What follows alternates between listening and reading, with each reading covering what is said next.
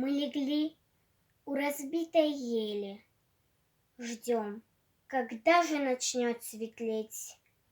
Под шинелью вдвоем теплее на продрогшей гнилой земле. Знаешь, Юлька, я против грусти, но сегодня она не в счет. Дома, в яблочном захолустье, мамка моя живет. У тебя есть друзья, любимый, у меня лишь она одна. Пахнет в хате квашней дымом, за порогом бурлит весна. Старый, кажется, каждый кустик беспокойную дочку ждет. Знаешь, Юлька, я против грусти, но сегодня она не в счет. Отогрелись мы еле-еле. Вдруг приказ выступать вперед. Снова рядом в сырой шинели светлокосый солдат идет. С каждым днем становилось горше.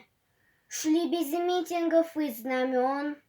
В окружение попал подорший наш потрепанный батальон. Зинка нас повела в атаку.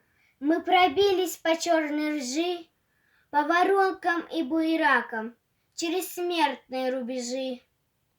Мы не ждали посмертной славы, мы хотели со славой жить.